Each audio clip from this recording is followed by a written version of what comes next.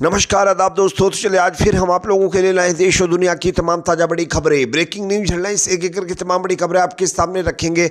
सबसे पहली और बड़ी खबर में आपको बताएंगे दोस्तों कि मुसलमानों की संपत्ति हड़प रही केंद्र सरकार। ये बड़ा आरोप लगाते हुए एक बड़ी पार्टी के नेता ने मोदी सरकार को टारगेट पर लिया है। किस तरीके से मुसलमानों की संपत्ति मोदी सरकार हड़प रही, इसको लेकर के जो नेताजी का बयान आया वो आगे हम आपको सुनाएंगे। साथ ही साथ अगली बड़ी खबर में आपको बताएंगे दोस्तों कि आजाद समाज पार्टी के राष्ट्रीय अध्यक्ष और नगीना से सांसद चंद्रशेखर आजाद के ऊपर एबीवीपी के गुंडों ने हमला कर दिया है। किस तरीके से, आगे इसकी तस्वीरें भी हम आपको दिखाएंगे, इसकी वजह भी आपको बताएंगे। साथ ही साथ खबर दोस्तों आ रही है बीजेपी के अंदर अंदरूनी कलह लगातार बढ़ती जा रही है। खबर ये सामने आ रही है कि 6 राज्यों के अंदर बीजेपी के नेता आपस में ही एक दूसरे के दुश्मन बन बैठे हैं। किस तरीके से, और इसी के चलते बीजेपी अध्यक्ष का चुनाव नहीं हो पा रहा है। आगे इसकी भी जानकारी देंगे। साथ ही साथ अगली बड़ी खबर में आपको बताएंगे दोस्तों कि दिल्ली के अंदर बीजेपी सरकार ने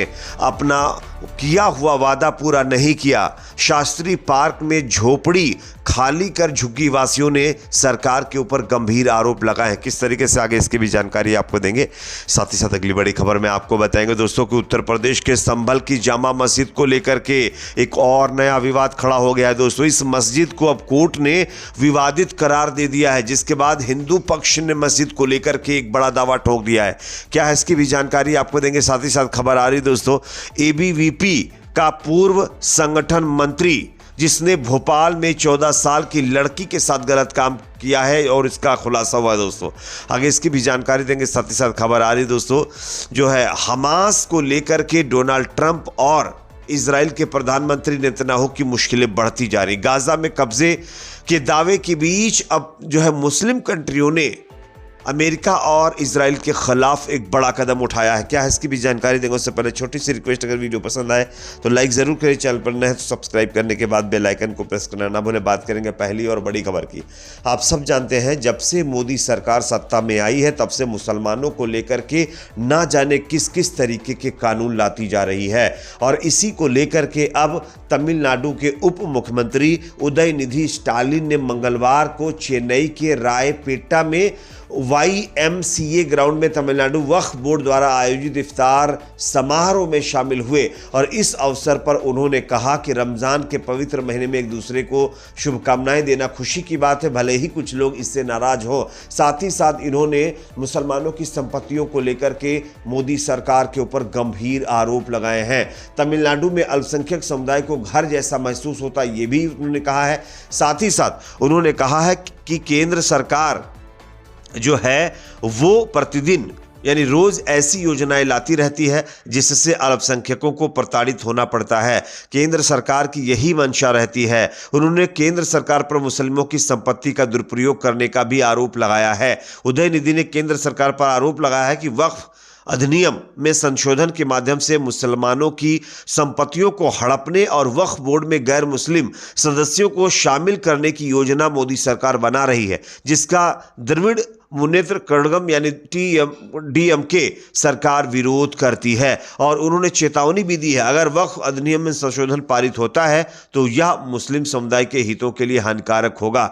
यानी कि मोदी सरकार के ऊपर तमिलनाडु के उप मुख्यमंत्री ने सीधा आरोप लगाया है और कहा है कि मोदी सरकार मुसलमानों की जमीन हड़पने के लिए तरह तरह के देश में कानून ला रही है। इससे आप कितना सहमत है दोस्तों, कमेंट सेक्शन में अपनी राय जरूर रखिए। एक और खबर आ रही है दोस्तों, यहाँ पर चंद्रशेखर आजाद जो कि आजाद समाज पार्टी के मुखिया भी है और नगीना से सांसद है, उनके ऊपर एबीवीपी यानी बीजेपी से जुड़े हुए एक छात्र संगठन के गुंडों ने हमला कर दिया है। आप देख सकते हैं यह हमला उड़ीसा की राजधानी भुवनेश्वर में मंगलवार को किया गया है। इसकी पुष्टि चंद्रशेखर आजाद ने खुद की है।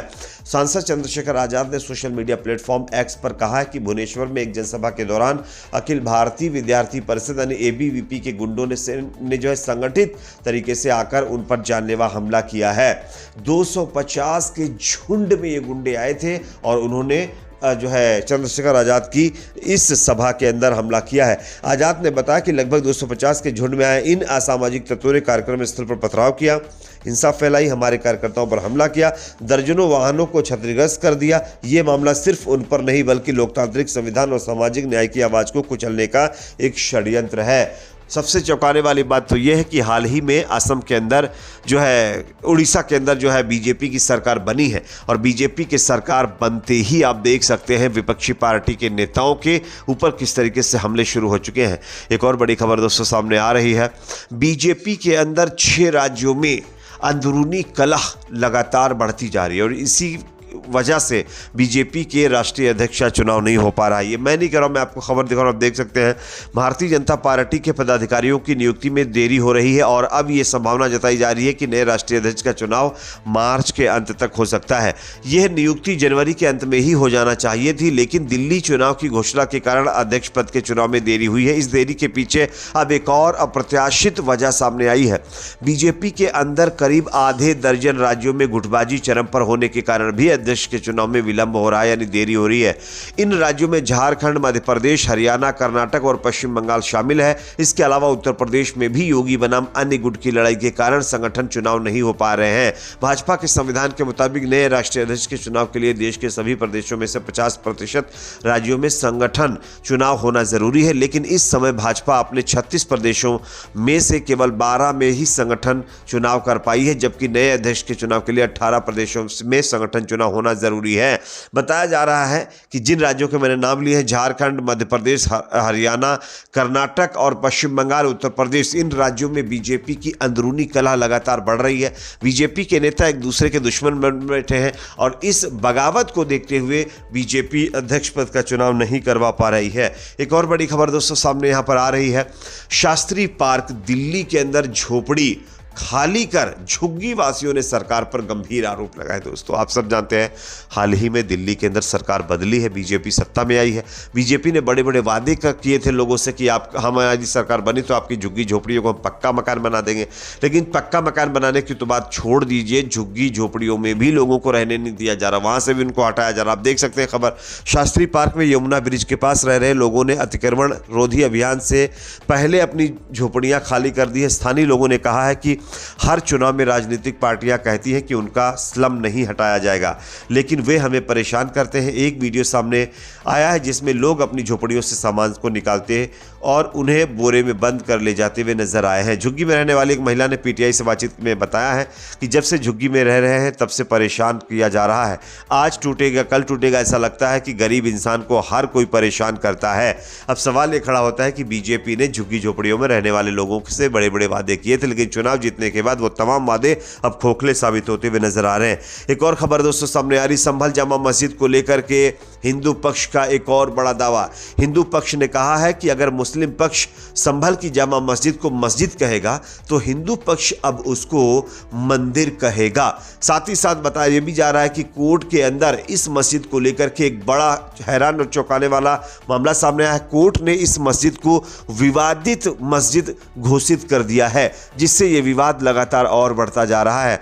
एक और बड़ी खबर दोस्तों सामने आ रही है, भोपाल में 14 साल की बच्ची के साथ गलत काम करने के आरोप में एबीवीपी के पूर्व संगठन मंत्री भगवान सिंह मेवाड़ा का नाम सामने आया है और इस खबर के सामने आने के बाद एक बार फिर बीजेपी के ऊपर सवाल उठता है कि उससे जुड़े हुए लोग, उससे जुड़े हुए छात्र संगठन के लोग और आरएसएस से जुड़े हुए लोग किस तरीके से महिलाओं के साथ क्या कुछ कर रहे हैं।